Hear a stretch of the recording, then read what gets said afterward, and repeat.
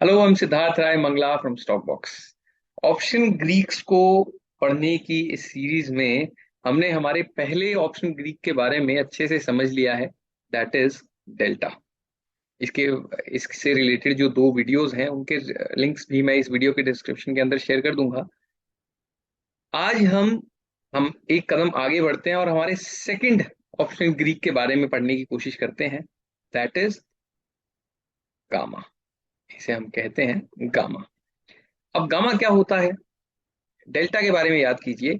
Delta हमें बता रहा था कि एक स्टॉक के अंदर कुछ मूवमेंट आने के बाद एक स्पेसिफिक स्ट्राइक के ऑप्शंस के अंदर कितनी मूवमेंट आने वाली है, ये हमें डेल्टा से पता लगता है। गामा हमें बताता है change in delta with respect to change in price. यानी कि जब एक स्टॉक का प्राइस चेंज होता है तो उसके साथ साथ डेल्टा में क्या चेंज होता है, ये हमें बताने के लिए गामा हमारी हेल्प करता है। इसको हम एक एग्जांपल से समझते हैं। फॉर एग्जांपल, अगर निफ्टी का करंट प्राइस 18,000 के आसपास में चल रहा है और निफ्टी की 18,000 वाले कॉल ऑप्शन का डेल्टा कितना होना चाहिए? अगर आपने डेल्टा वाली वीडियो देखी है तो आप समझते हैं, तो आप इस बात को अच्छे से जानते हैं कि एटीएम की इस कॉल का डेल्टा 0.5 का हो, है ना। बट अगर मैं आपसे कहूं कि यहां से मार्केट 100 पॉइंट्स प्लस हो जाता है और 18,100 के पास चला जाता है, तो फिर हमारी इस 18,000 वाली कॉल हमारे लिए एटीएम नहीं रहेगी। अब ये हमारे लिए एक इन द मनी कॉल बन जाएगी, है ना। 100 रुपए इन द मनी बन जाएगी क्योंकि मार्केट प्राइस 18,100 हो चुका है और हमारी कॉल 18,000 के प्राइस वाली है। तो अगर मार्केट यहाँ से 100 रुपए पॉजिटिव हो जाएगा तो ये कॉल इन द मनी हो जाएगी।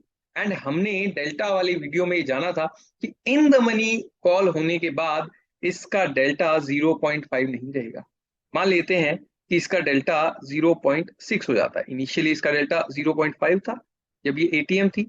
जब ये 100 पॉइंट्स आईटीएम हो गई है तो इसका डेल्टा 0.6 हो गया, है ना।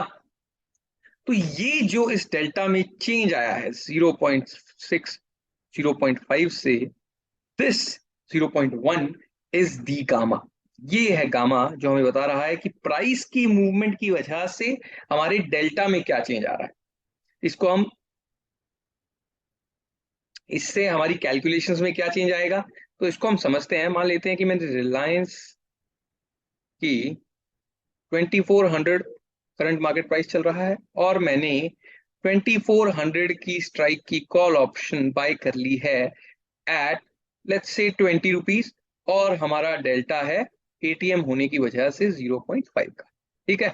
अब हम मान लेते हैं कि रिलायंस में हमें नेक्स्ट डे 100 पॉइंट्स का एक अप मूव देखने को मिल जाता है और रिलायंस का स्टॉक प्राइस बढ़कर 2500 हो जाता है। ठीक है। तो फिर इस कॉल के अंदर क्या चेंज आना चाहिए?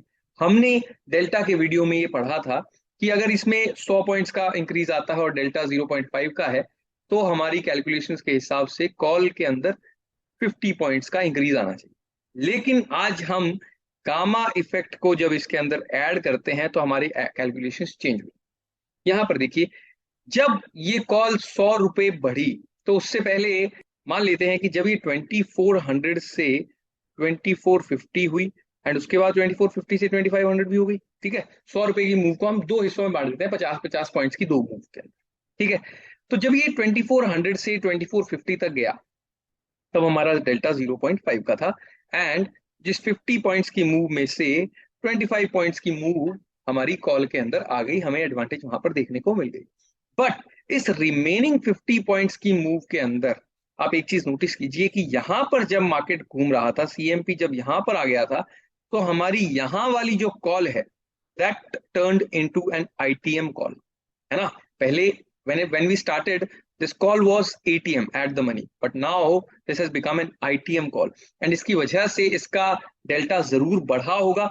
लेट्स से हम मिनिमम इंक्रीज लेते हैं और यहाँ पर 0.6 का डेल्टा ले लेते हैं, तो भी for the remaining 50 points up move the market will get an advantage, or this option will get an advantage of 30 points and not 25 points। तो यहाँ पर 30 पॉइंट्स का इंक्रीज हो जाएगा, यानी कि एग्जैक्ट इंक्रीज हमें 55 पॉइंट्स का हमें यहाँ देखने को मिलेगा, और हमारी कॉल जो कि इनिशियली 20 रुपीज की थी वो 55 पॉइंट्स बढ़कर 75 रुपीज की हो जाएगी। So this is the gamma effect, जो हमें बताता है कि इस पूरी मूव के अंदर अगर 100 पॉइंट्स मार्केट बढ़ता है तो कॉल 50 रुपीज नहीं, एक्चुअली 55 रुपीज बढ़ेगी, क्योंकि हमारा डेल्टा भी मूवमेंट के साथ साथ चेंज हो रहा है।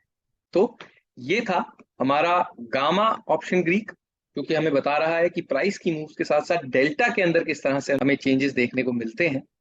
नेक्स्ट वीडियो में बात करेंगे हमारे अगले ऑप्शन ग्रीक के बारे में।